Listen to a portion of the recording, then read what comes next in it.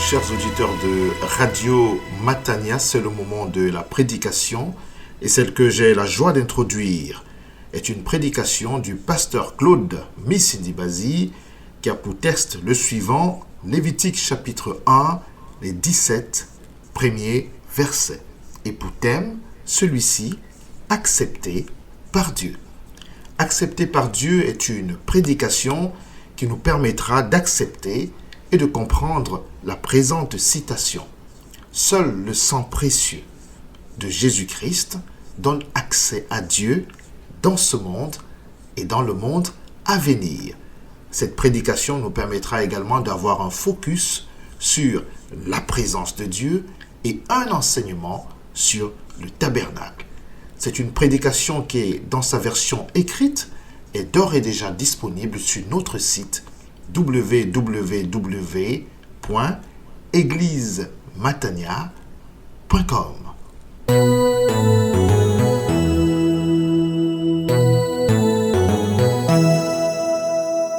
À toi seul soit toute la gloire. Dieu notre Père,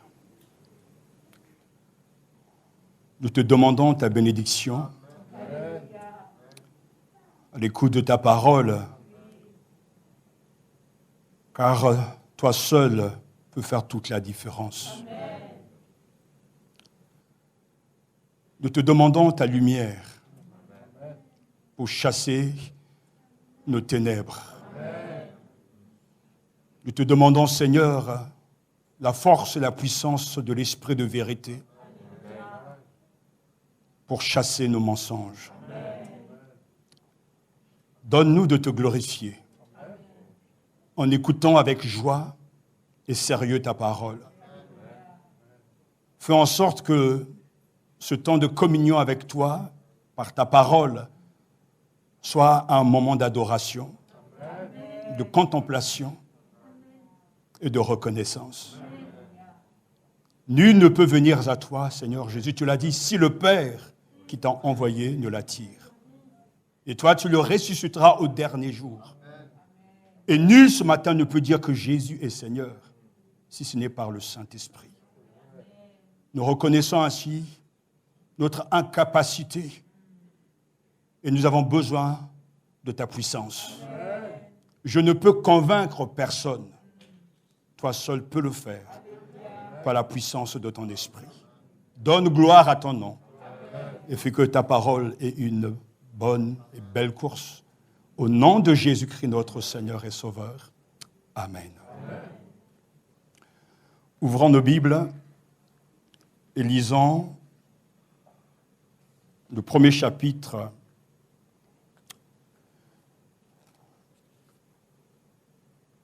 du Lévitique.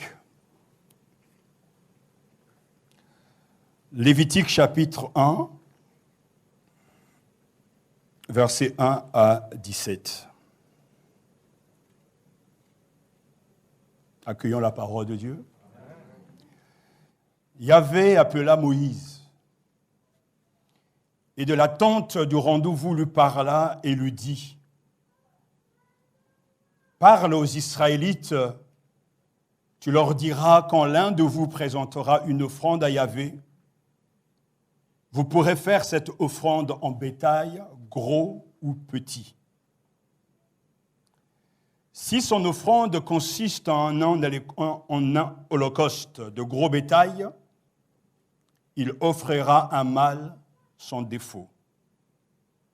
Il l'offrira à l'entrée de la tente du rendez-vous pour qu'il soit agréé devant Yahvé. Il posera la main sur la tête de la victime et celle-ci sera agréée pour que l'on fasse sur lui le rite d'expiation.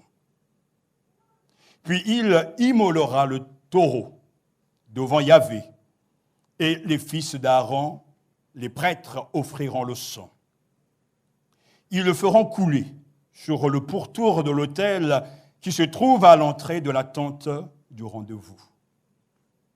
Il écorchera ensuite la victime, la dépecera par quartier.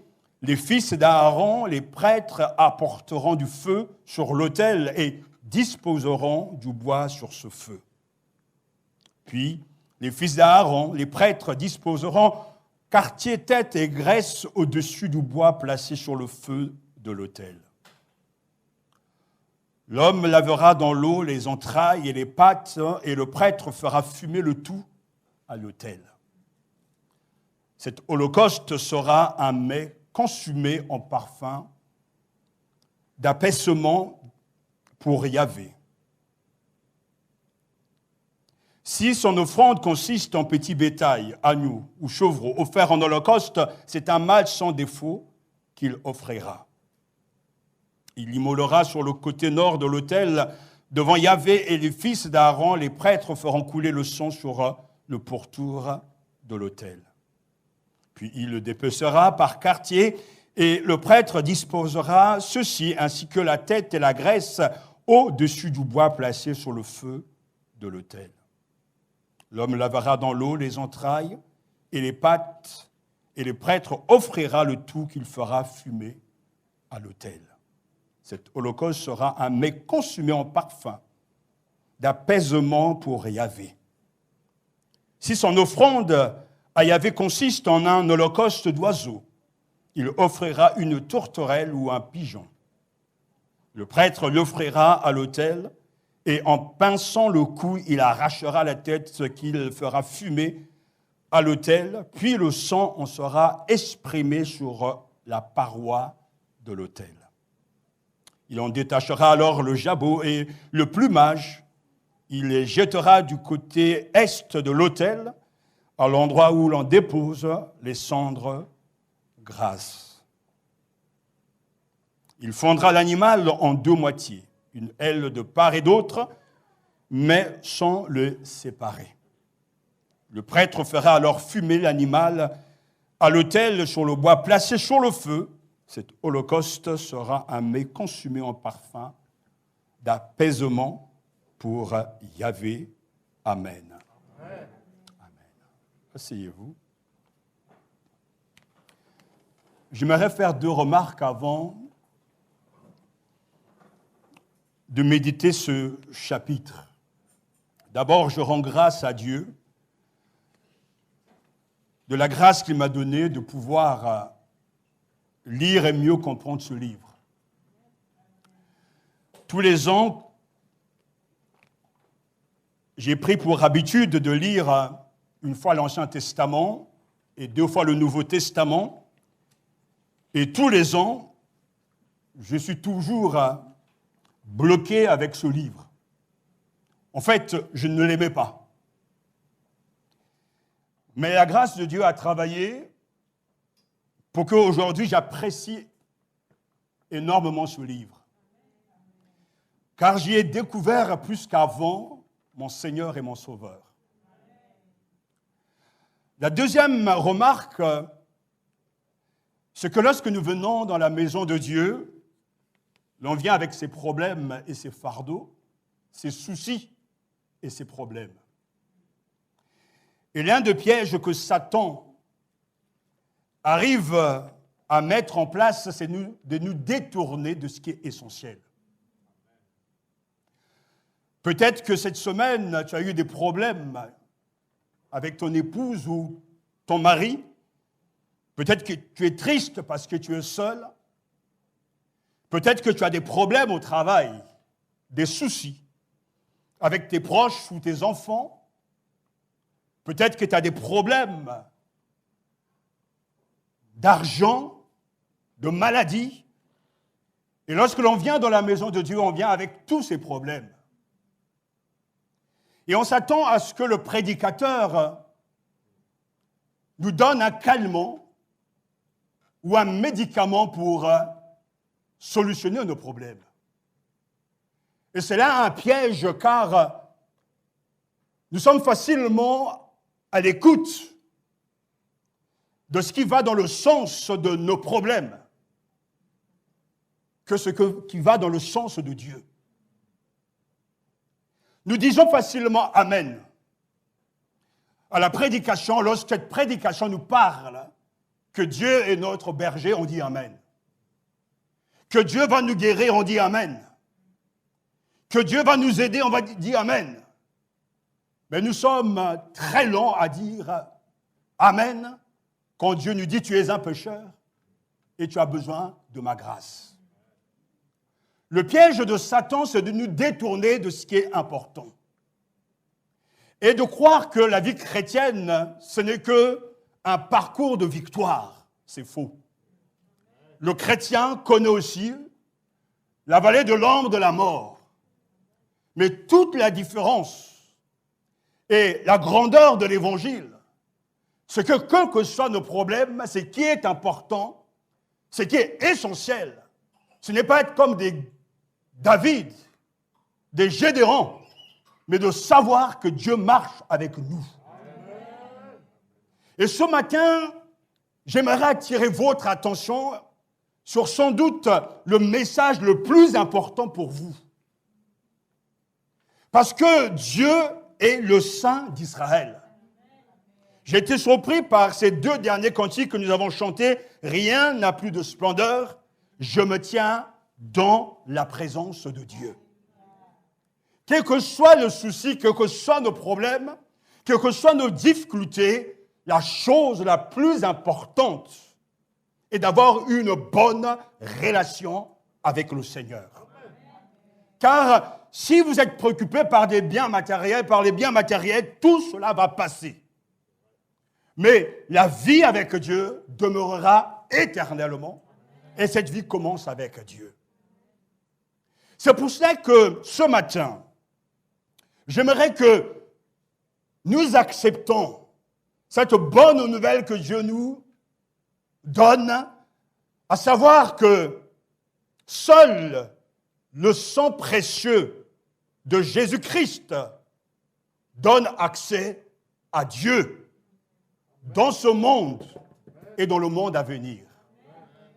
Tout chrétien doit savoir avec certitude que seul le sang précieux de Jésus-Christ donne accès à Dieu dans ce monde, mais aussi dans le monde à venir.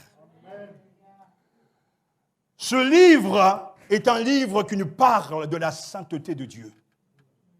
Soyez saints, car je suis saint, dit l'Éternel. C'est vrai que ce n'est pas là notre première préoccupation d'être saint. Car comme je viens de le dire, nous avons tant de problèmes, tant de difficultés. Mais pourtant, Dieu me parle, Dieu te parle de lui.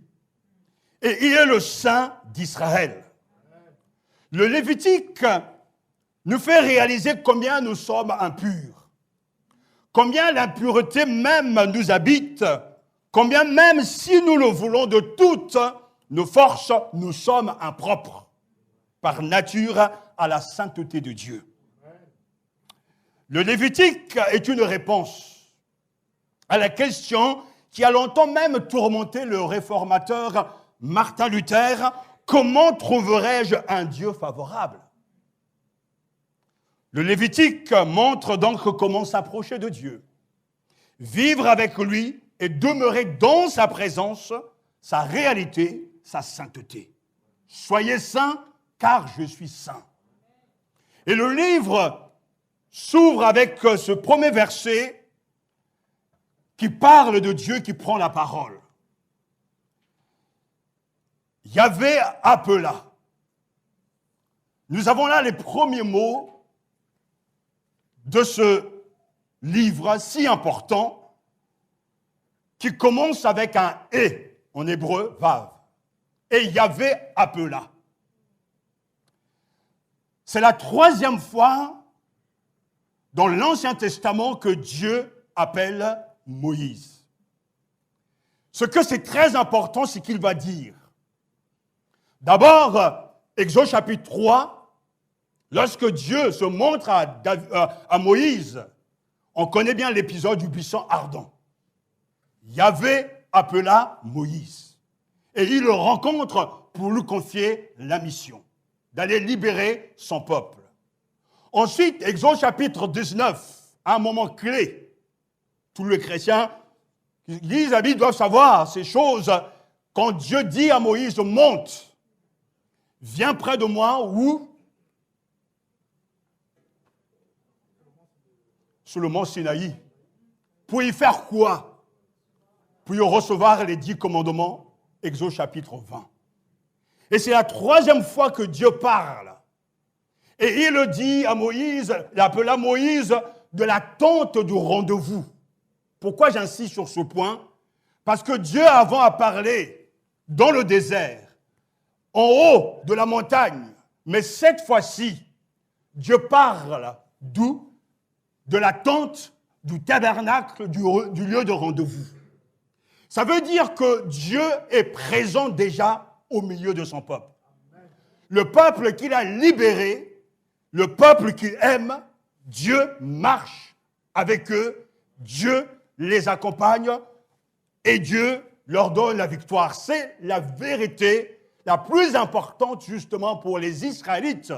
Ce n'est pas qu'ils vont de victoire en victoire, mais c'est le fait que Yahvé, le Dieu vivant et éternel, vit et marche au milieu de son peuple. Et c'est justement de la tente de rendez-vous du tabernacle que Dieu s'adresse à Moïse pour lui indiquer comment organiser le culte et la communauté. Le livre s'ouvre avec ce mot, le Seigneur appela du tabernacle. Le tabernacle, c'est la tente de rencontre. Parce que Exode chapitre 25, verset 8 nous dit « Ils me feront un sanctuaire et je demeurerai au milieu d'eux. » La grande force de la foi chrétienne, elle est là. Dieu marche avec moi, Dieu est au milieu de nous. Victoire ou pas victoire, ce n'est pas ça qui est important, c'est le fait qu'il est là avec nous. Lorsqu'il envoie ses disciples Jésus, Matthieu chapitre 28, la promesse est claire, je serai avec vous tous les jours jusqu'à la fin du monde. Le Lévitique, donc, nous parle de ce tabernacle. Et en Exode, il était question de Dieu qui accompagne son peuple, qui marche avec son peuple, mais le Lévitique est en train d'organiser la communauté à suivre les lois et les prescriptions du Seigneur pour devenir un peuple saint. C'est-à-dire un peuple mis à part pour le Seigneur. Un peuple consacré pour la gloire et l'avancement de son règne. Le tabernacle préfigure l'incarnation du Christ, car le Christ est l'incarnation de Dieu qui a tabernaclé parmi nous. Car Dieu était en Christ, réconciliant le monde avec lui-même. La Bible nous dit, la parole est devenue chair. Elle a fait sa demeure parmi nous. Et nous avons vu sa gloire, une gloire de Fils unique, issu du Père. Elle était pleine de grâce et de vérité. Jean chapitre 1, verset 14. La parole est devenue chair.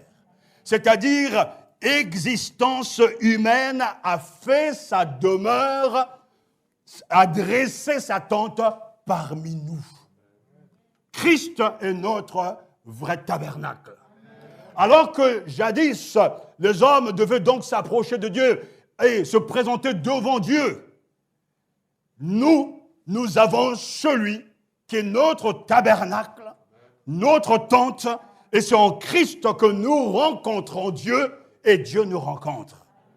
Au point que Jean dira lui-même, nous avons contemplé sa gloire. Nous l'avons vu. Le Christ, en tant que le tabernacle, nous a amenés à Dieu. Mais nous amenons aussi Dieu.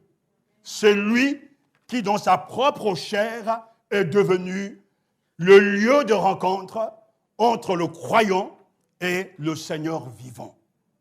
Nous lisons dans Jean chapitre 2, verset 19, Jésus leur répondit, « Détruisez ce sanctuaire, et en 3 jours, je le releverai. » Il parlait bien sûr de son propre corps, de sa mort et de sa résurrection.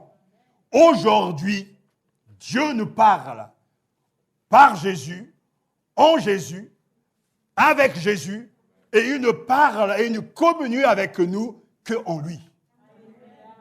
Christ est notre lieu, notre place d'adoration. Christ est le lieu où nous adorons Dieu le Père en esprit et en vérité.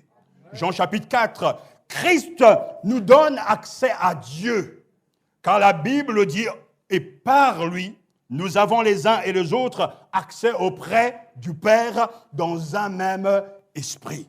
Éphésiens chapitre 2, verset 18, en qui nous avons, par la foi en lui, la liberté de nous approcher de Dieu avec confiance. Éphésiens chapitre 3, verset 12, grâce par Jésus, nous avons accès à Dieu. Et c'est une grande nouvelle. C'est une certitude. Seul le sang précieux de Jésus-Christ nous donne accès à Dieu. Ce Dieu qui est saint, qui est le tout autre.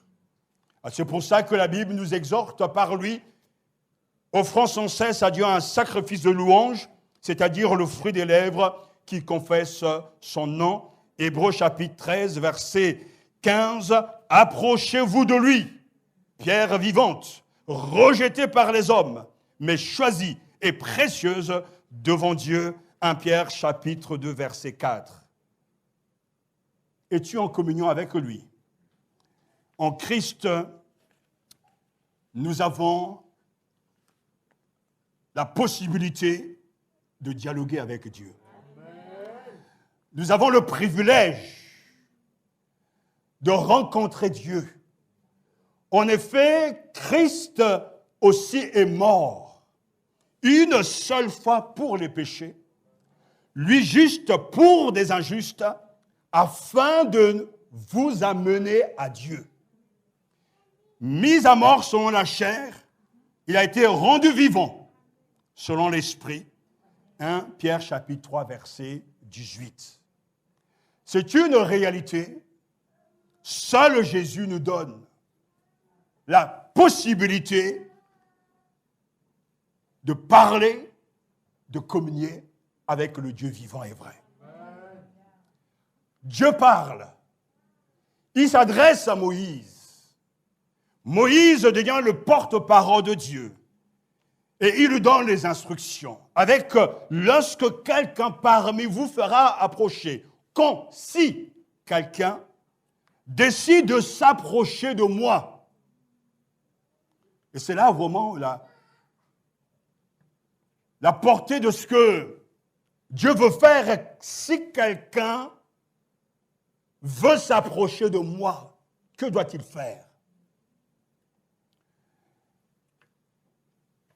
S'approcher de Dieu, c'est être capable de le voir, de lui parler, voire même de le toucher.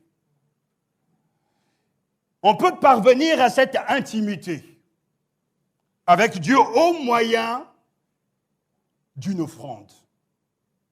Une offrande qui est en fait appelée dans le texte hébreu « approcher ». Rapproche, permet de rester près.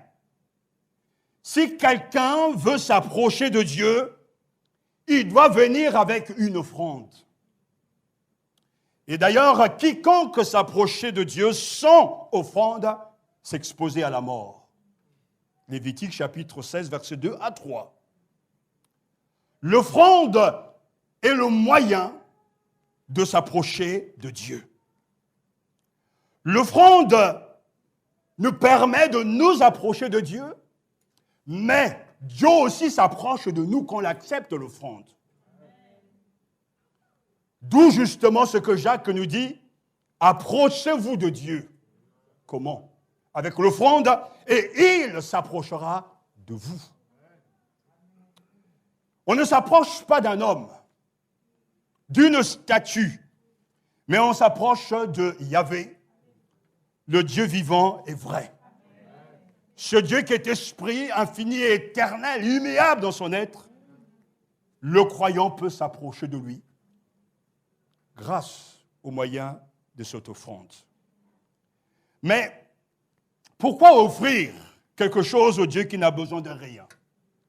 Ce que vous et moi, nous avons un problème qui a été solutionné grâce à Jésus-Christ.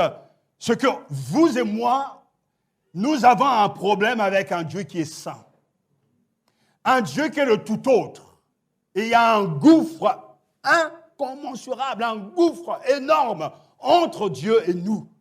Parce que lui, il est saint, il est le tout autre, et nous sommes des pécheurs. Nous sommes des mendiants, et nous sommes impurs. Et la question qui nous vient, mais comment puis-je, moi, un pécheur perdu, coupable et impur, comparaître devant un Dieu saint et juste? Je vous ai dit que la chose la plus importante avec vos problèmes, avec vos soucis, c'est que Dieu soit avec vous. Franchement, c'est ça qui est le plus important. Que vous sortez vainqueur ou pas de vos difficultés, qu'importe, c'est que Dieu soit avec vous. Mais si vous avez des soucis, si vous avez des problèmes et que Dieu n'est pas avec vous, c'est un vrai problème. Et nous devons commencer par gagner l'amitié de Dieu. Être en communion avec lui. Comment puis-je m'approcher du Dieu saint sans être foudroyé par sa sainteté? Comment puis-je, moi, un mortel, entrer dans la présence de Dieu maintenant et dans le monde à venir? Et comme quelqu'un l'a écrit, hors de question que nous entrions dans la sainte présence de Dieu, dans cette vie ou dans la suivante, revêtus des loques de notre moralité. Nous ne sommes pas en état pour nous approcher de Dieu. Tous ceux qui ont eu un aperçu fugitif de sa majesté n'ont pu supporter son éclat. Ésaïe voit Dieu et il est foudroyé par sa sainteté. Ésaïe chapitre 6.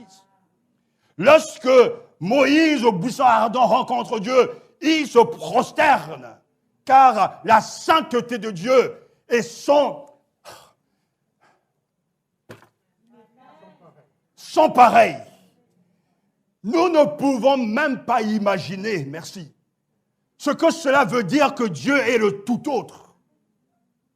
Que si Jésus-Christ ne prend pas la place entre nous et lui, nous sommes foudroyés.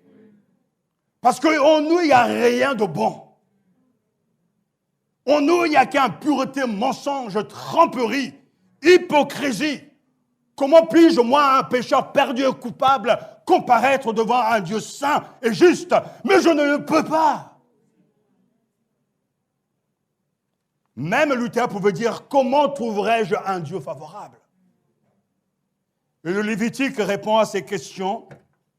Dieu nous donne un véritable programme de sanctification. Le principe fondamental de tous les sacrifices sanglants est l'expiation, par la substitution d'une vie innocente à celle du coupable. L'Holocauste était offert chaque fois que l'on voulait s'approcher de Dieu. Apporter à Dieu un holocauste. Le sacrifice par excellence qui sert à établir, alléluia, une communion entre le Seigneur et Israël est l'Holocauste. La victime est entièrement brûlée pour qu'elle monte avec la fumée vers la demeure divine qui signifie monter. Ces recommandations, bien sûr, nous parlent de Jésus, anticipent son œuvre, sont des images. Nous avons là une typologie, c'est-à-dire l'ombre des attentes de choses qui ne sont pas encore, mais une réalité, mais qui ne sera maintenant réelle qu'en Jésus-Christ. Car Jésus-Christ est notre tabernacle. Le Lévitique, oui, montre comment s'approcher de Dieu, vivre avec lui et demeurer dans sa présence, sa réalité, sa sainteté. Et le texte nous dit clairement, le Seigneur accepte l'adorateur qui s'approche de lui sous la base d'un sacrifice de substitution. Les versets 3, les versets 10, les versets 14, si son offrande consiste en un holocauste, de gros bétail, il offrira un mâle sans défaut, il offrira à l'entrée de la tente du rendez-vous pour qu'il soit agréé devant Yahvé. L'Holocauste était donc offert chaque fois que l'on voulait s'approcher de Dieu. L'Holocauste, c'est ce qui va se lever. C'est ce que Dieu va voir. C'est ce qui va calmer la colère de Dieu. L'Holocauste était de tous les sacrifices sanglants le plus solennel, celui dans lequel l'idée de sacrifice, d'immolation, de consécration à Dieu s'exprimait de la manière la plus complète, aussi était-il employé pour le service quotidien. Si quelqu'un veut s'approcher de Dieu, il doit se présenter avec un don, une offrande, l'Holocauste. Et on le voit bien dans le texte que dans l'Holocauste, la victime entière est brûlée et que rien ne revient à l'offrande. Alléluia. L'Holocauste est avant tout un acte d'hommage, fait à Dieu par un don total, mais il a aussi valeur d'expiation, ainsi une part de Jésus, le parfait sacrificateur. Nous avons besoin que cette relation soit rétablie. Et ce que le Seigneur nous dit ici est très important, car il présente l'ombre avant de voir le vrai, la réalité.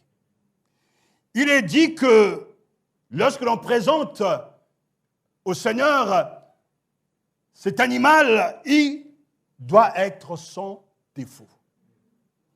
Versets 3 et 10, ça doit être un mâle. C'est Dieu qui a décidé, puisque c'est lui qui commande à Moïse de donner ses instructions. Cet animal devra être parfait, c'est-à-dire sans tache, sans ride, sans difformité et en parfaite santé. Parce qu'il devait préfigurer le mieux possible la pureté parfaite de l'agneau sans défaut et sans tache qu'est Jésus-Christ. La victime ensuite était amenée à la porte de la tente d'assignation, le lieu de rendez-vous, c'est-à-dire dans le parvis, et là il devait être tué et brûlé. Le but dans l'Holocauste est très clair, afin d'être rendu agréable devant l'Éternel. Il l'offrira pour son acceptation devant l'Éternel. Le Christ, homme. Le Christ était parfait. Le Christ s'est offert. Le Christ est devenu le Seigneur, le médiateur entre Dieu et les hommes. Il est l'agneau sans défaut, sans tache. Mais ce qu'il y a de particulier, c'est qu'il est plus élevé que les actes cultuels que nous trouvons dans l'Ancien Testament. Le Christ est au-delà. Il est le tout autre. Et c'est qu'il faut nous retenir.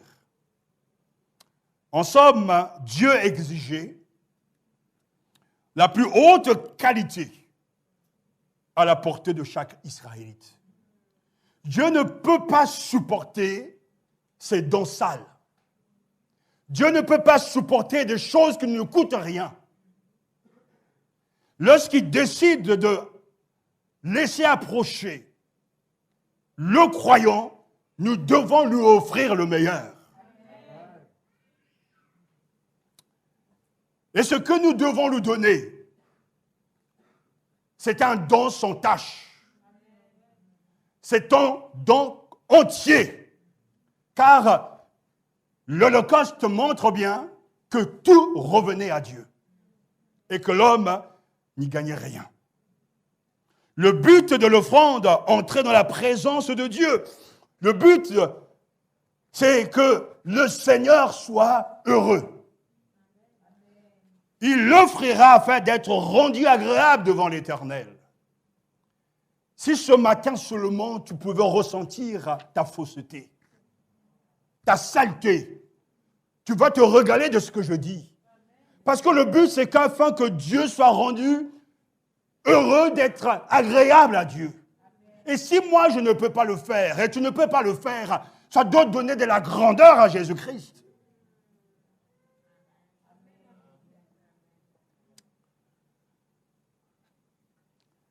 Le Seigneur requiert par le sang et le corps de l'animal d'être sacrifié en vue de l'expiation. Nous dit versets 4 à 9, 11 à 13 et 15 à 17. Alors, les étapes sont là. Il posera sa main sur la tête. Celui qui apporte l'offrande s'appuiera sur l'animal. Celui qui présente le sacrifice doit mettre l'animal à mort. Et cela nous parle. En posant les mains sur l'animal, l'adorateur transfère ses péchés sur lui. L'adorateur s'identifie à l'animal. Car Dieu voit l'offrande, l'holocauste, et Dieu agrée lorsque l'animal est tué et que le sang est versé tout autour de l'autel. Si vous faites bien attention dans ce merveilleux chapitre, j'ai souligné à maintes reprises le mot autel. Ça vient partout. Tout se passe devant Dieu. Dieu voit ce qui se passe. Car c'est de lui qu'on a besoin, pas d'autre chose. C'est lui qui doit être satisfait. Celui qui apporte l'offrande s'appuie sur l'animal, confesse ses péchés et il transfère ce qu'il est sur ce substitut et celui qui sera tué. Ce geste nous parle du fait que Dieu a besoin d'un coupable.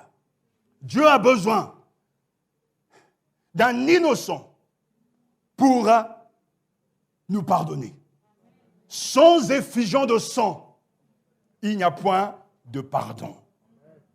Parce que la victime innocente en elle-même devient ainsi le substitut de l'individu coupable. Alléluia. L'objectif est d'obtenir la paix avec Dieu.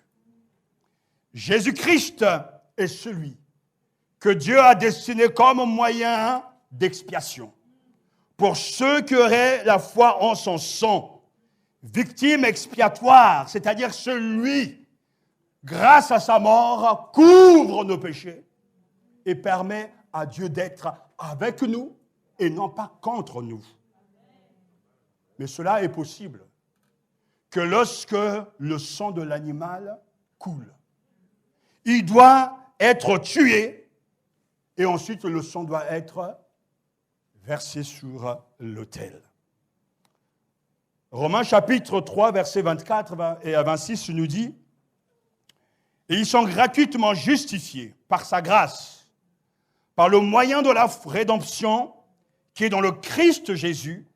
C'est lui que Dieu a destiné comme moyen d'expiation pour ceux qui auraient la foi en son sang, afin de montrer sa justice, parce qu'il avait laissé impunis les péchés commis auparavant, au temps de sa patience, il a voulu montrer sa justice dans le temps présent, de manière à être reconnu juste, tout en justifiant celui qui a la foi en Jésus-Christ. Le Christ a fait le nécessaire. Et si ce matin tu ne ressens pas la présence de Dieu, c'est qu'il y a du péché dans ta vie. J'attire votre attention sur le fait qu'il y a une grande différence entre la présence de Dieu et la manifestation de sa présence. Dieu est présent ici parce qu'il est Dieu. Il est présent partout en même temps, ce que Satan ne peut pas faire. Mais il y a une différence avec la manifestation de sa présence. C'est-à-dire que Dieu est là. Quand tu vas aux toilettes, il est là. Quand tu vas Dans ta chambre, il est là. Quand tu es dans ta douche, il est là. Quand tu es dans ton atelier, il est là. Quand tu es dans ton bureau, il est là. Il sera toujours là. Mais il y a une grande différence avec la manifestation de sa présence. Un enfant est violé, Dieu est là. La guerre en Ukraine, Dieu est là. Les morts, il les voit, il est là. Mais il y a une grande différence avec la manifestation de sa présence.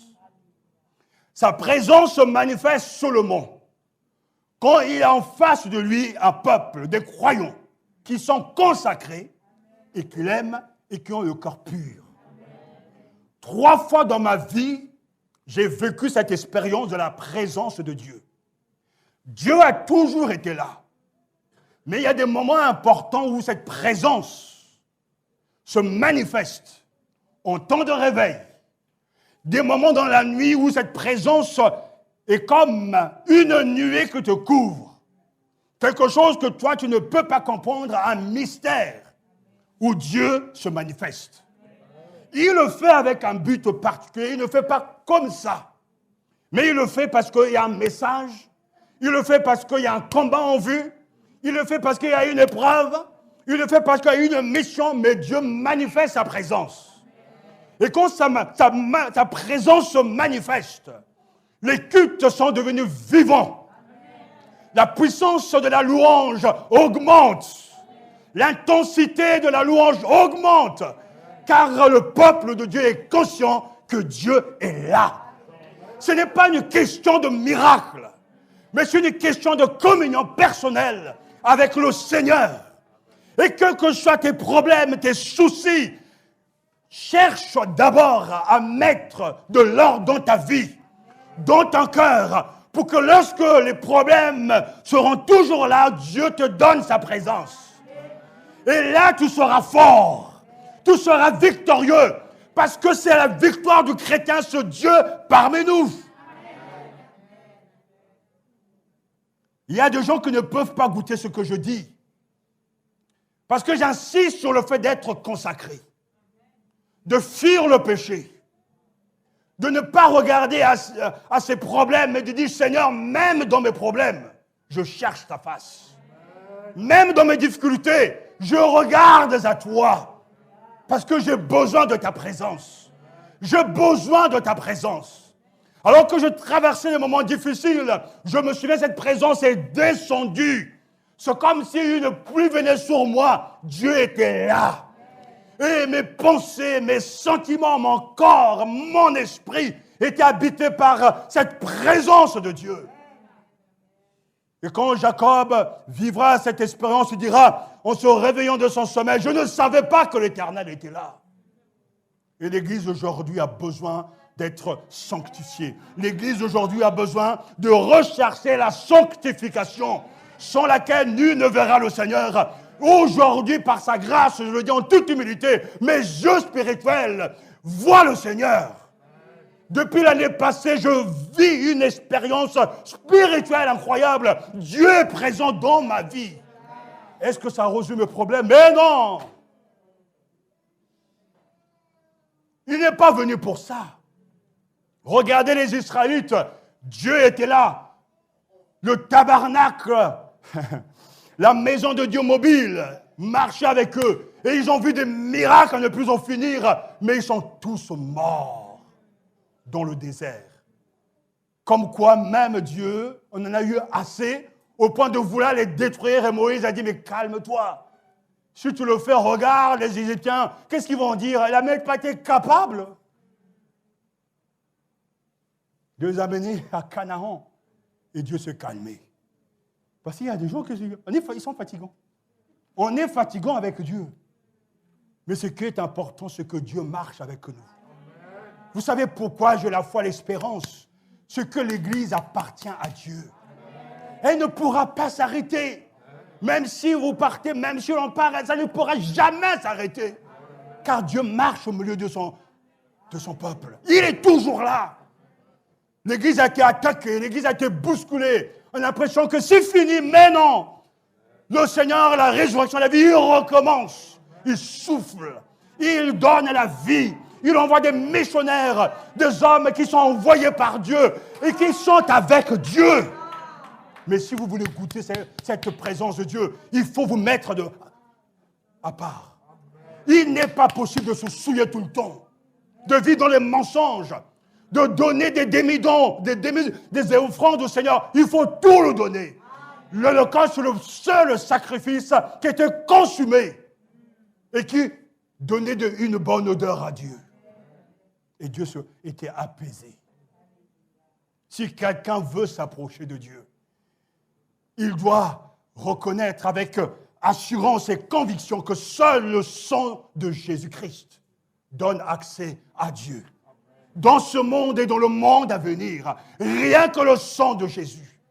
Je ne peux pas me présenter parce que je suis un prédicateur, parce que je suis gentil, parce que j'ai été sympathique, j'ai lu ma Bible toute la semaine. Non, je me présente grâce à l'œuvre expiatoire de Jésus-Christ. Je m'approprie de lui et je me présente devant Dieu. Seigneur, Père, regarde-moi à travers Jésus-Christ. Et aujourd'hui, Jésus est dans la gloire. Mais cette présence dans la gloire est une présence agissante. Une présence à Dieu. Et Dieu se montre à nous. En Christ, nous avons tout pleinement. Alors il est temps de cesser de regarder les choses terrestres. D'être apitoyé, d'être abattu. Parce que vous n'avez pas ceci ou cela. Cherche la présence de Dieu. J'ai grandi dans un pays où il y a eu le réveil. J'ai vu le réveil. Et je me souviens quand ce grand prophète Atandounou a pris sa retraite ce jour-là, il s'est passé quelque chose de surnaturel. La présence de Dieu est descendue dans cette paroisse. Et on était comme soulevés dans les airs. Tellement cette présence remplissait la salle. Le temple de Dieu, Dieu était là. Je me souviens avoir été tout petit dans le village où le Saint-Esprit est venu, au Congo, en Ngwedi. La nuit, je dors. Et mes yeux spirituels s'ouvrent. Je vois l'au-delà. Je vois la gloire de Dieu. Et la présence de Dieu remplissait. Oh, le village, il était là. Et c'est cette présence qu'il faut retrouver dans l'église. Je me souviens être parti en Angleterre, dans une petite église. Il y avait des hommes et des femmes, des jeunes gens qui chantaient. Et tout d'un coup, cette présence de Dieu est descendue d'une manière remarquable. Il n'y avait pas de bruit. Il n'y avait pas de gens en extase. Les gens ne tombaient pas, mais Dieu était là. Et c'est cette présence qu'il nous faut retrouver. Soyez saints, car je suis saint. Il faut être sérieux.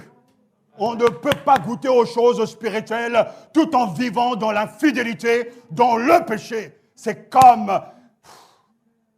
un affront au Seigneur Jésus-Christ. Je veux t'aider ce matin et Dieu veut t'aider. Pour te dire que soient tes problèmes, ce n'est pas ça ta première préoccupation. Cherche-moi et tu vivras. Que je sois avec toi et comme je l'ai dit, tu marcheras même dans la vallée de l'ombre de la mort. Je n'ai pas peur. Pourquoi? Parce que tu es avec moi. Mais tu dois aussi passer par là. Ce faux évangile où les chrétiens sont toujours victorieux, où là où posera la plante de tes pieds, t'appartient, etc. Que des mensonges. La vérité, c'est que même quand tout va mal, ça ne veut pas dire que Dieu n'est pas là. Lisez le livre de Ruth.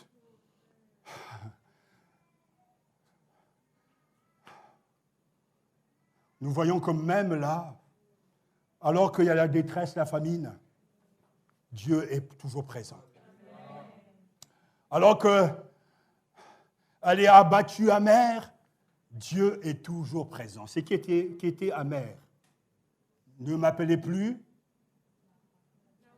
Naomi, mais appelez-moi Mara. C'est-à-dire amertume, tristesse. Mais Dieu est vivant. Ruth était là. Et dans sa providence, Dieu est en train de changer l'histoire. Des événements plus importants que la détresse et la famine sont en train de se passer. Dieu est en train de préparer le roi David. Il est en train de préparer Jésus le Messie. Et ça passe même là, dans la famine. Dieu n'oublie jamais les siens. Ce qui est important ce matin, qui est en ce culte, c'est que vous soyez sûrs que le Seigneur est avec vous. Oui, c'est un holocauste, mais consommer un parfum apaisant pour le Seigneur, c'est là l'offrande qu'il faut offrir à Dieu. Et béni soit le Seigneur de ce que ce sacrifice dont l'odeur plaise à Dieu selon la Bible du Semeur. Oh, c'est là, ça répond, comment trouverais-je un Dieu favorable? Non pas avec mes œuvres, non pas avec ma sincérité, mais grâce à l'agneau sans tache que Jésus-Christ, qui a apaisé la colère de Dieu et qui a rétabli la communion avec le Dieu vivant et vrai. Oh, lui qui s'est livré lui-même à Dieu pour nous comme une offrande et un sacrifice de bonne odeur. Vous voyez, quand l'animal était brûlé sur l'autel, le parfum montait vers Dieu.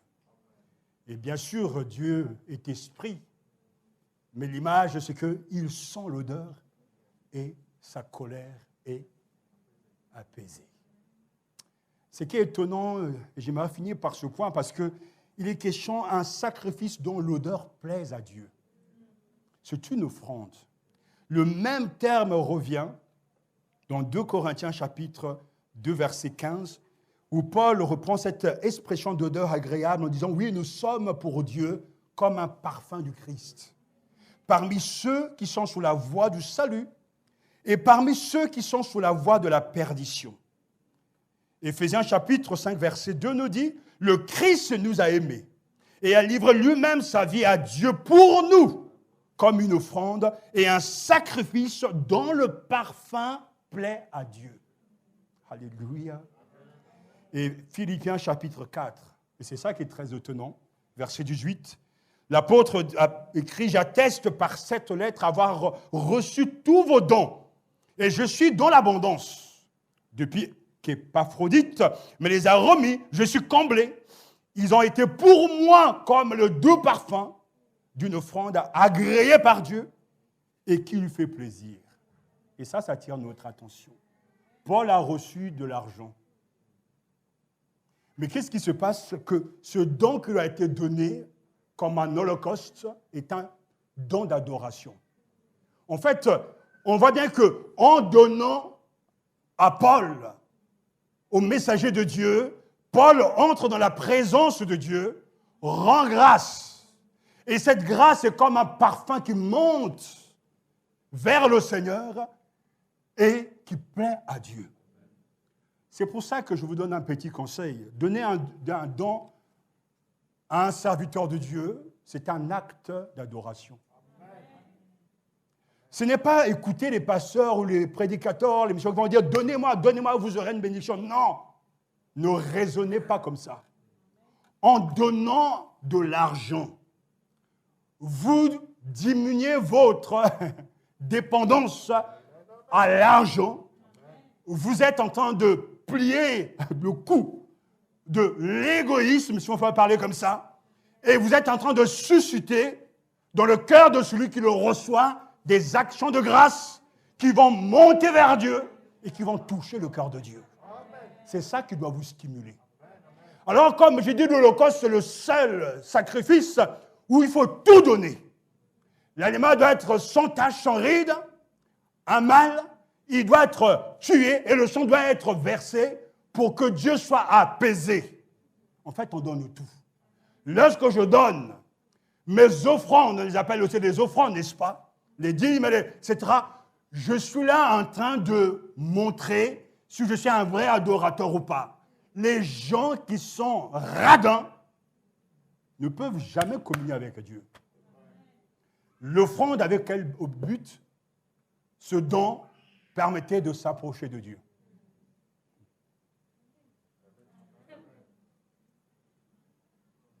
Si vous voulez savoir si un chrétien est sincère, prenez ses relevés bancaires et vous saurez qui il est vraiment. Et l'Église a oublié ce qui doit nous motiver à donner davantage. c'est que ça suscite de la louange. À chaque fois que nous avons reçu un don, nous sommes partis de la présence de Dieu pour rendre grâce.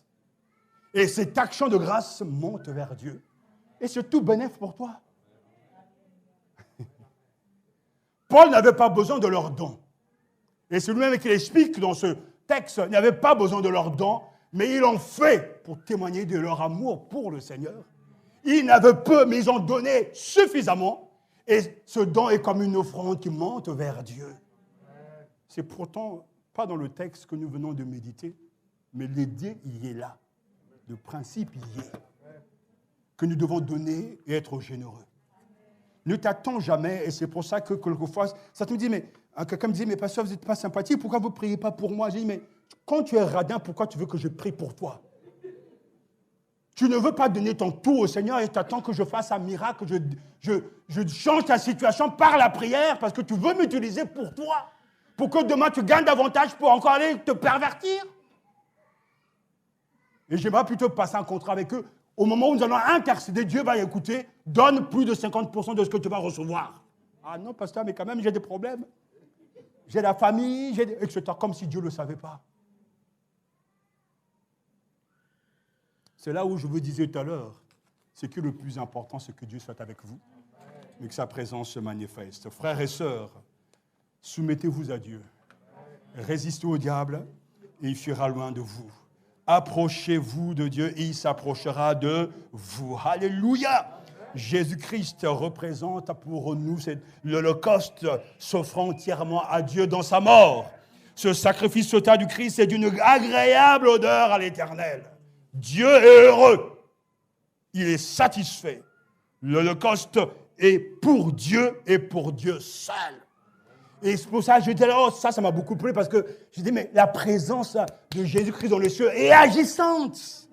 Il ne dort pas, il ne somnole pas, il parle de nous à son Père. Il prend nos prières, ceux qui sont conformes à sa volonté, il les exauce. Il plaide notre cause jusqu'à ce qu'un jour viendra où il viendra nous chercher pour vivre avec lui toujours dans la gloire. Oh, alléluia! Alors que dans l'Ancien Testament, il fallait renouveler ces rites. Jésus-Christ est mort. Il est entré dans la loi une fois pour toutes. Et son sang a coulé pour de bon. Rien aujourd'hui ne peut m'empêcher de communier avec le divin Sauveur. Sa présence est une réalité. Alléluia!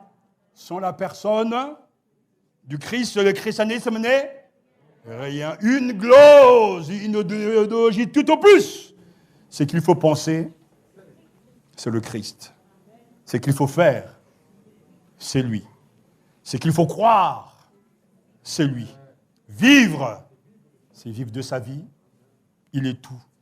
Il résume tout. Et ce matin, il te dit ce qu'il faut croire. C'est qu'il faut croire que seul le sang de Jésus, alléluia, donne accès à Dieu dans ce monde et dans le monde à venir. Tout croyant doit savoir avec certitude. Levons-nous et répétons ces paroles.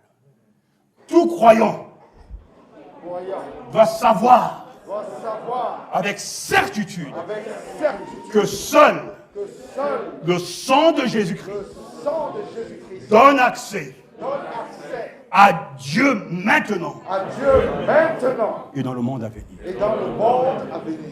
Amen. Amen. Alléluia.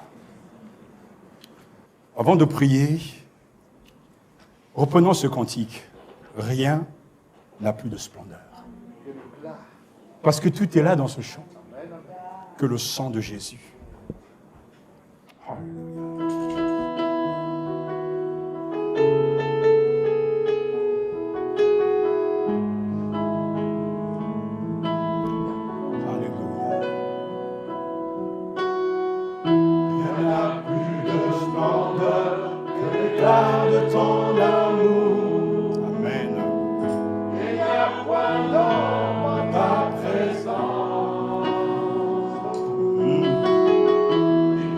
Vraiment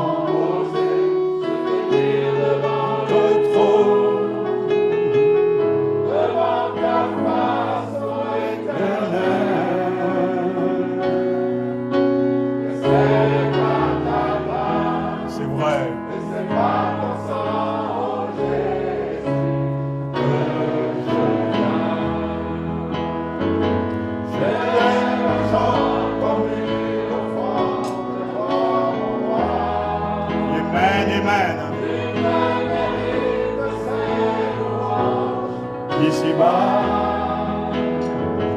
Seigneur, reçois l'honneur et la gloire qui t'est due. Reçois mon offrande. Reçois mon offrande, oh Jésus. Reçois mon offrande, oh Jésus. Rien n'a plus de splendeur. Rien n'a plus de splendeur que l'éclat de ton amour.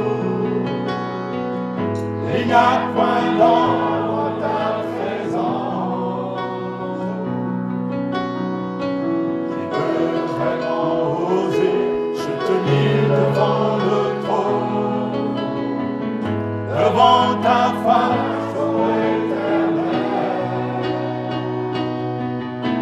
Et c'est par ta grâce, et c'est par ton sang, ô Jésus, que je viens.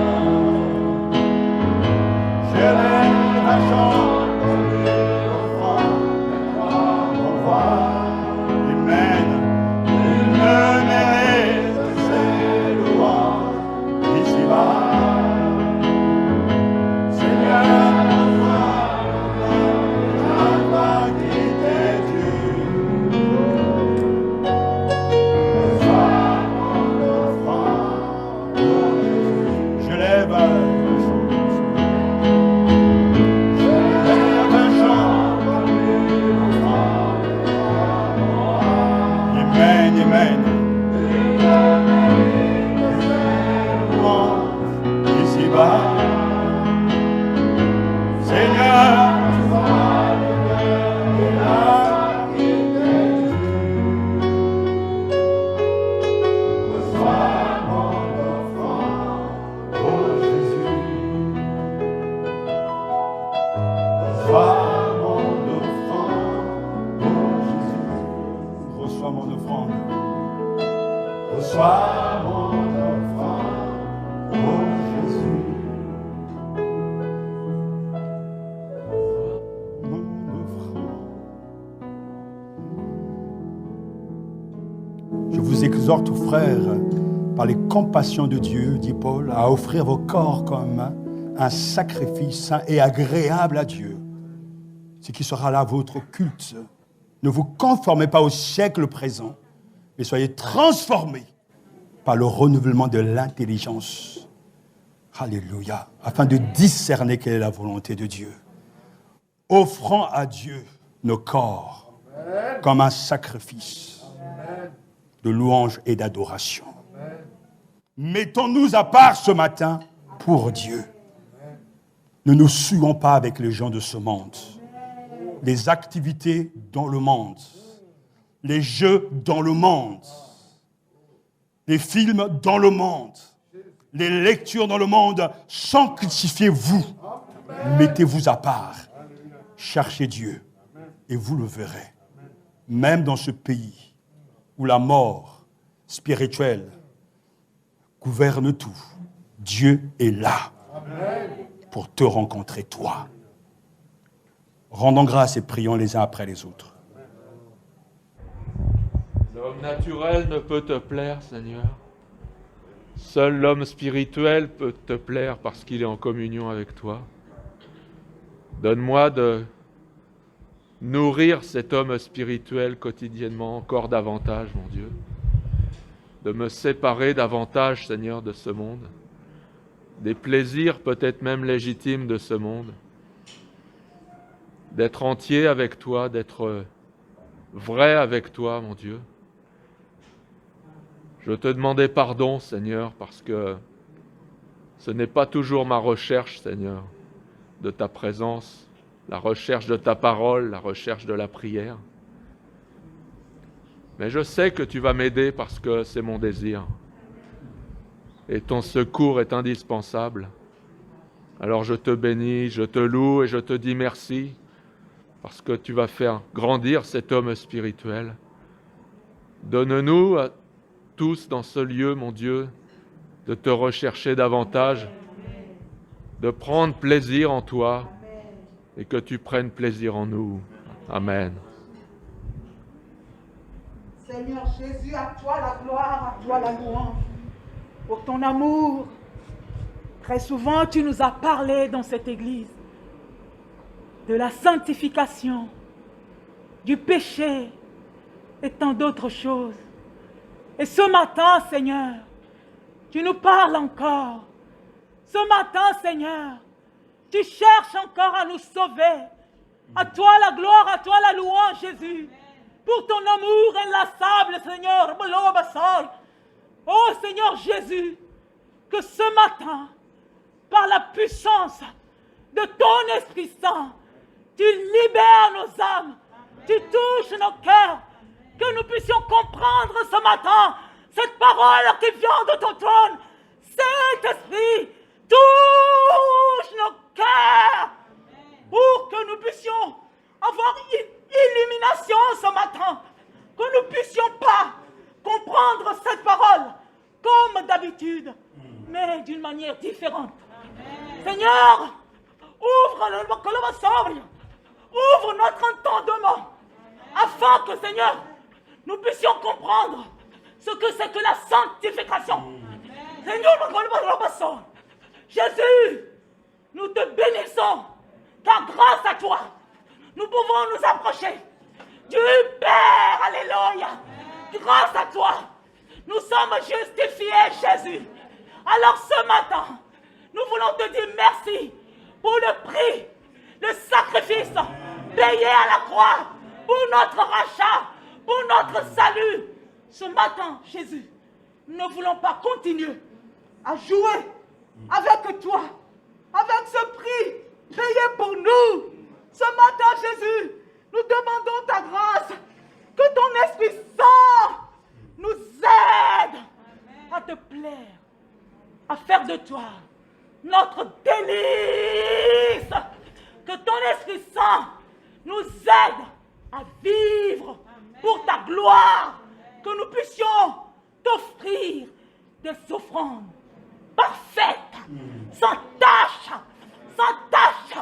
Seigneur, rends-nous purs, rends-nous saints devant toi. Aide-nous à te plaire au quotidien, dans nos choix, dans tous les domaines. Aide-nous, Jésus, ouvre nos oreilles à l'instant même à comprendre ta parole.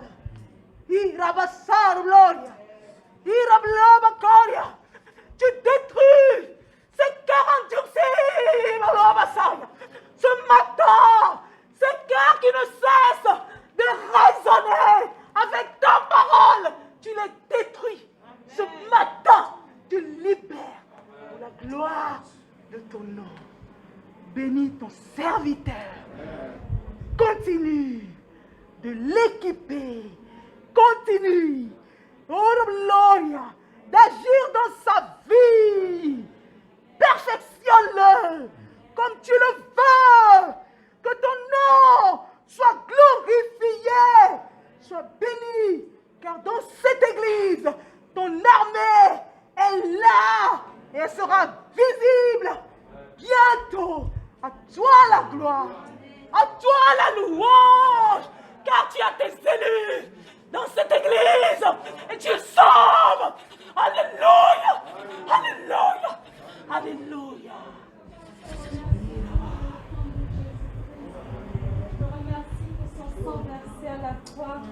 Merci parce que cette offrande est irremplaçable. Merci parce que cette offrande est efficace. Merci parce que cette offrande, Seigneur, est toujours utile aujourd'hui pour moi, pour m'approcher de toi et pour pouvoir avoir le pardon de mes péchés, le pardon de mes fautes et pour vivre dans ta présence. Merci, Seigneur Jésus-Christ, pour ce sacrifice, Seigneur, impressionnant que tu as fait. Merci, Seigneur, parce que tu as résolu ce problème, Seigneur, du péché. Merci, Seigneur, parce que dans ta sainteté, tu n'es pas resté loin, loin de nous. Tu aurais pu le faire, mais tu as trouvé la solution. Je te remercie pour cela ce matin. Je suis vraiment reconnaissante, Papa, pour l'illumination, Seigneur, pour le Saint-Esprit qui éclaire ces paroles, Seigneur, et qui les rend vivantes, Seigneur. Ce matin, Papa, je ne veux pas rester fermée à ton appel. Reçois l'offrande de ma vie, Seigneur. Reçois mon passé, reçois mon présent et reçois mon avenir, Papa. Je viens devant toi comme une offrande, Seigneur, et je t'offre tout, Seigneur, à nouveau. Je t'offre tout, Seigneur, moi et tout ce qui m'appartient, mais qui est à toi, Seigneur, ce matin. Reçois tout, Seigneur, et que vraiment ton nom soit glorifié dans ma vie, Seigneur. Oh, Seigneur, merci, Seigneur, parce que réellement, tu es un Dieu plein d'amour et de miséricorde envers nous. Et je te remercie, Seigneur, pour cette matinée. Gloire à toi, Seigneur, pour ta parole. Gloire à toi pour ces paroles que tu as mises dans la bouche. Alléluia. Pour nous enseigner, pour nous corriger. Seigneur, à ce que nous puissions accomplir tes œuvres. Comme le dit ce chant au Seigneur, qui peut vraiment oser se tenir devant le trône, devant ta face, ô Éternel? Tes exigences sont tellement élevées parce que tu es un Dieu saint. Et il n'y a point de faute, point de fraude en toi. Seul le sang précieux de Jésus nous donne accès à toi, notre Dieu, dans ce monde et dans le monde à venir. Je veux te bénir et te remercier, Seigneur Jésus-Christ, d'avoir accompli ce que nos actes ne pouvaient. Oh Jésus, sois béni pour ta vie, qui a été un exemple, pour ton sang qui a coulé, pour ta mort, pour ta résurrection. C'est grâce à tout cela que nous pouvons nous approcher devant le trône du Dieu éternel. Seigneur, c'est vrai, nous t'offrons ce matin nos vies. Nous ne voulons pas rester insensibles à ton appel ce matin. Reçois, Seigneur, nos vies. Reçois nos cœurs. Que nos vies soient le reflet de ce salut que tu nous donnes en Jésus-Christ. Seigneur, vois ton Église ce matin. Accomplis une œuvre que toi seul tu peux faire. Là où tu vois que les cœurs sont enfermés, que les cœurs sont durs, tu es capable d'accomplir un miracle. Seigneur, nous te donnons nos cœurs et nous voulons vraiment que nos vies soient utiles entre tes mains, que nous soyons une église qui te plaise, que le péché recule et que la soif du Dieu vivant s'empare de chacun de nos cœurs, afin que nous puissions nous tenir justifiés par le sang de Jésus-Christ et avec des vies exemplaires, des vies qui sont de plus en plus calquées sur celles de Jésus. Amen. Que nous puissions fuir le péché, que nous puissions fuir tout ce que tu n'aimes pas et que nous puissions être généreux avec des cœurs tendres, des cœurs pleins d'amour. Seigneur, tu as accompli tout cela à la croix, tu as versé ton sang et nous sommes convaincus que ce que tu as commencé, tu l'accomplis jusqu'au bout pour la gloire de Dieu le Père. Gloire à toi, Jésus. Merci, Seigneur, pour ta parole. C'est vrai, merci pour le Lévitique qui peut être tellement compliqué à comprendre. Nous ne savons pas vraiment le lisant où aller, ce que retenir. Mais je te bénis. Gloire soit rendue à Dieu pour cette révélation que tu as donnée à ton serviteur. Nous voulons bénéficier et, Seigneur, te remercier pour la manière remarquable dont tu l'utilises. À Dieu seul soit toute la gloire et les honneurs. Amen.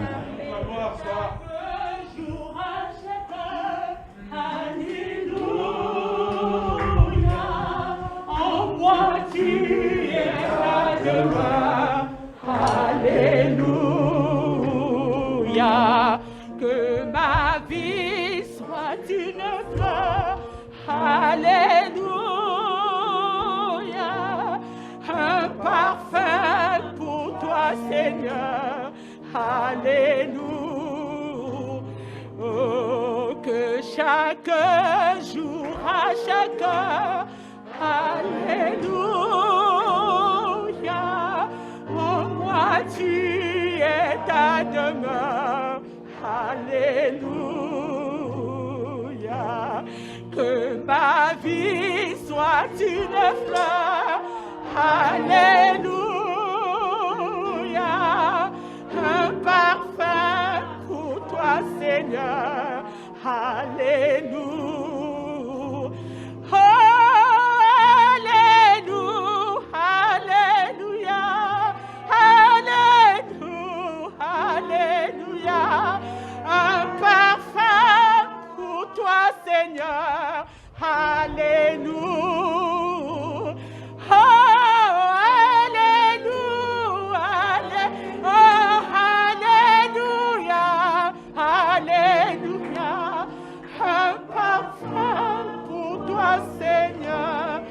Alléluia. Que ma vie. Alléluia. Merci pour ta parole.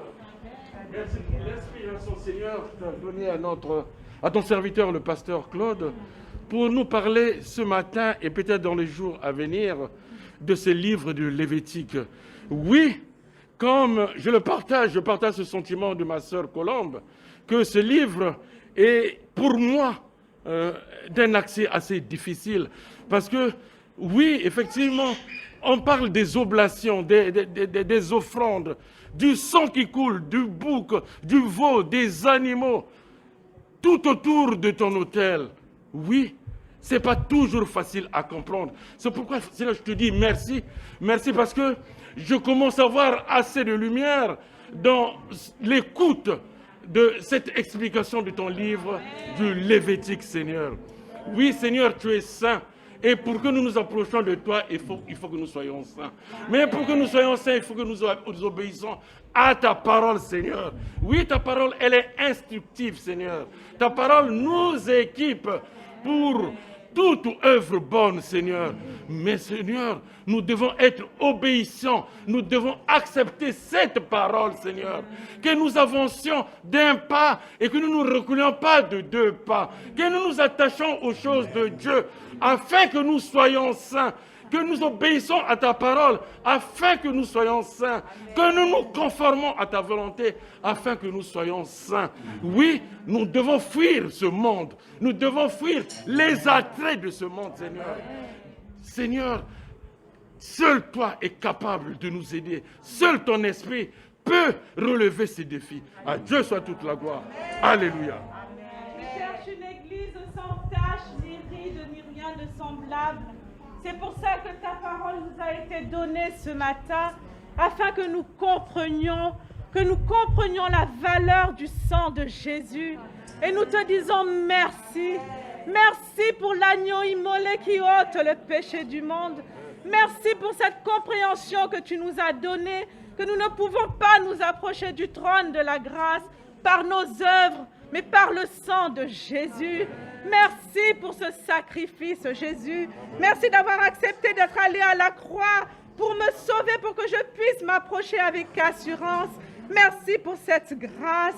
Nous voulons te prier, Seigneur, par le Saint-Esprit, que tu puisses nous aider à marcher dans la sanctification chaque jour de notre vie. Nous disons oui et amen à ce message et nous voulons être prompts à obéir, à nous courber, à faire plier notre volonté devant ta volonté. Que chaque jour nous soyons conduits par le Saint-Esprit à être agréables, parce que tu viendras bientôt pour nous chercher. Oh Père, nous te prions, nous te disons merci et nous te demandons pardon pour toutes les fois où tu nous as enseigné et nous nous sommes déviés de ta voie. Que toute la gloire te revienne, que ton nom soit glorifié en nous. Alléluia.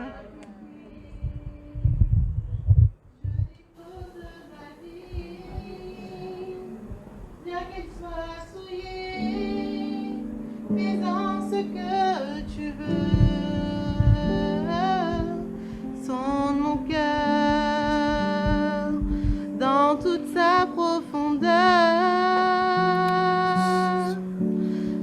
désir le plus ardent est de te plaire. Je veux être comme toi, te ressembler. Je voudrais que ma vie démontre à tous combien de fois tu es fidèle. Purifie mon âme, donne-moi tes yeux, afin que je puisse voir comme tu vois, et même penser comme tu penses. Je veux être comme toi. Je veux être comme toi, aimer comme toi, marcher comme toi, parler comme toi, réfléchir comme toi.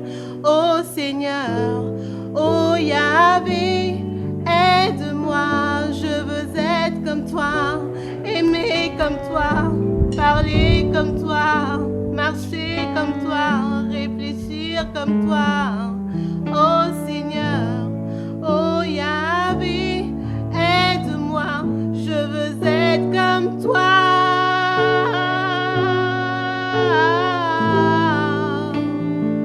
Je veux être comme toi.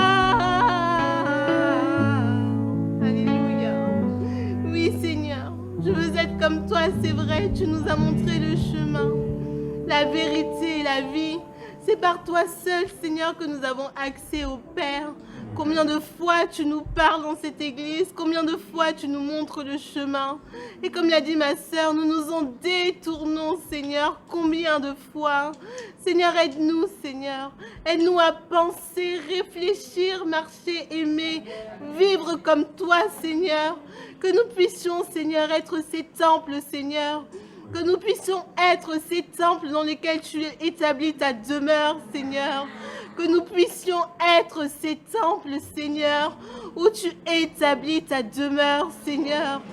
Fais-nous marcher, vivre, penser, parler, agir, aimer, réfléchir comme toi, au travers de ton sacrifice, Seigneur, au travers du sang que tu as versé pour nous, Seigneur.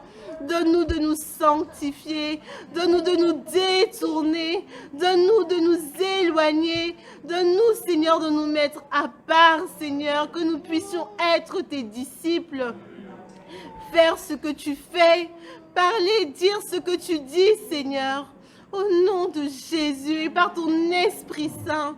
Fais-le, Seigneur, aide-nous, nous nous en sommes totalement incapables. Ce n'est pas par la force, ce n'est pas, Seigneur, par nos raisonnements, ce n'est pas, Seigneur, par notre propre capacité à nous trouver justes à nos propres yeux, Seigneur, que nous y arriverons, mais c'est par ton sang, Seigneur Jésus-Christ, c'est par la foi, par l'obéissance, Seigneur, que nous y arriverons. Seigneur, aide-nous. Aide-nous, nous avons besoin de toi. Change nos mentalités. Donne-nous d'être transformés par le renouvellement de notre intelligence. Fais-le, Seigneur, pour ta gloire. Fais-le, Seigneur, oui, pour ta gloire, Seigneur. Au nom de Jésus-Christ. Amen. Me voici, je m'abandonne à toi. Me voici, prêt à te servir.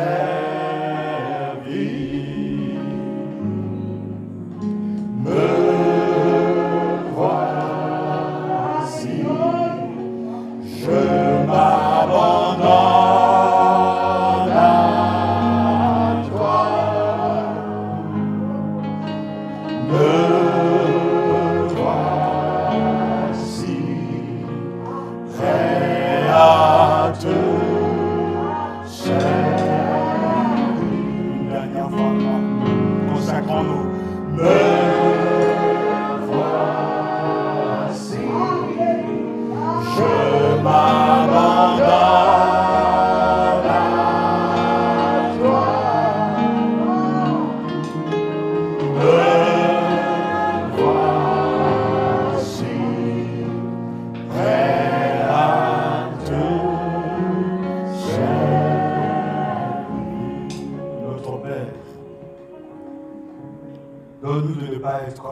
Israélites qui ont eu le privilège de voir la gloire et qui ont vu le tabernacle, la colonne de feu de nuée, marcher au milieu d'eux et qui se sont endurcis, qui sont morts dans le désert à cause de leur incrédulité. Aujourd'hui, l'Esprit Saint parle à ton Église. Aujourd'hui, tu nous as laissé une grande promesse. Je serai avec vous tous les jours, jusqu'à la fin du monde. Amen. Toi, tu savais que nous ferons face à une forte opposition. Toi, tu savais que l'Église passera par des moments de doute. Toi, tu connaissais déjà à l'avance les tribulations, les batailles, la rage de Satan pour détruire ton Église. Mais tu nous as laissé ni formule magique, mais une promesse. Je serai avec vous tous les jours jusqu'à la fin du monde. Seigneur, sois béni, car il en sera toujours ainsi. Les hommes passent, mais tu restes le même. Les circonstances changent, mais tu restes le même. Les saisons changent, mais tu restes le même. L'Église connaît ses hauts et bas, mais tu restes le même. Je serai avec vous jusqu'à la fin du monde.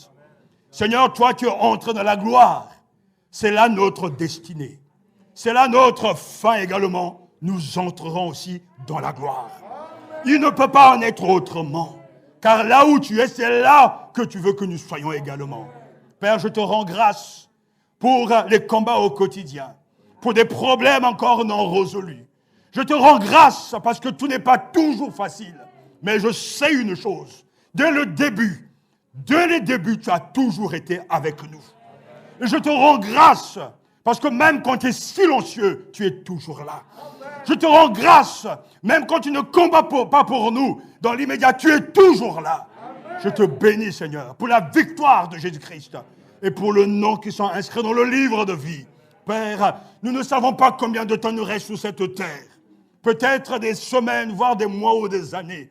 Qu'importe, donne à chacun de se consacrer à toi, de préparer son avenir dans l'au-delà. Oh Seigneur, donne à chacun d'être intelligent, de ne plus continuer, Seigneur, de vivre dans la fuite, dans le fait de résolver ses problèmes, de solutionner ses problèmes matériels, terrestres, mais donne-nous d'avoir une vue d'en haut. Que tu donnes ou tu ne donnes pas, que ton nom soit glorifié. Seigneur, que tu donnes ou tu ne donnes pas, que ton nom soit glorifié. Car tu es toujours avec nous. Même quand je marche dans la vallée de l'ombre de la mort, je ne crains aucun mal, car tu es avec moi. Père, tu as connu nos combats dans le passé. Et tu sais aussi que d'autres combats nous attendent dans le futur. Mais qu'importe, nos yeux sont fixés sur toi. Nous avons cette assurance que nous avons un libre accès auprès du trône de la grâce afin d'être secourus en temps voulu, au temps opportun, par la grâce et la miséricorde de notre souverain sacrificateur qui agit dans l'au-delà pour que nos âmes ne soient pas perdues. Père, donne à l'Église, cette Église, et à bien d'autres qui écouteront ce message, l'intelligence des temps. L'intelligence du moment, et de ne pas continuer à nous fourvoyer dans les choses inutiles, mais donne-nous d'être sages, d'investir pour le futur, car de l'autre côté, ça sera pour l'éternité. Donne à nos jeunes d'être sauvés, de se réconcilier avec toi. Donne-leur le don de croire en toi, afin de devenir des enfants de Dieu. Seigneur, donne à mes frères la grâce de continuer à comprendre l'Évangile, d'accepter l'Évangile pour la gloire de ton Saint-Nom. Je te prie aussi pour notre frère Fortuné. Donne-lui un cœur de serviteur, une mentalité de serviteur. Mais on lui encore de plus en plus la crainte de ton nom, qu'il n'ait peur de personne que du péché, qu'il parle en ton nom et qu'il ne soit jamais effrayé par les gens. Bénis sa famille, son épouse, ses enfants et fais de cette famille une famille pour ta gloire, au service du Tout-Puissant. Père, les larmes nous accompagnent souvent. Des interrogations sont là. Mais donne-nous de ne jamais oublier que tu es avec nous. Parce que même Joseph, quand il était en prison, tu étais avec lui. Tu n'oublies jamais les siens. Mais tu conduis ton histoire, ton église. Nous te prions aussi pour les autres églises, comme nous le faisons souvent dans nos maisons, pour les autres pasteurs. Nous te prions pour ce pays, pour que ta grâce soit accordée à tes serviteurs, que tu leur donnes une plénitude de nouvelles. Donne-leur de conduire ton église vers toi, devant le trône, et donne à chacun de te servir avec cette pleine conscience que nous sommes devant Dieu. Bénis ton église et bénis mes frères et sœurs. Ô Seigneur, gloire à toi pour ce que tu as déjà fait. Nous sommes des privilégiés. Nous avons compris par ta grâce que seul le sang de Jésus nous donne accès à Dieu, maintenant et dans l'au-delà. C'est un privilège quand nous ne voulons plus, Seigneur, faire semblant, mais venir avec foi, en t'apportant celui, Père, à qui tu ne refuses jamais rien, c'est-à-dire ton Fils bien-aimé, qui est mon Sauveur, mon Seigneur, qui est notre Sauveur, qui est notre Seigneur. À lui seul soit la gloire. Je bénis ton Église ce matin en levant les mains vers toi. Que ta bénédiction coule, que ta grâce coule, que le Saint-Esprit ranime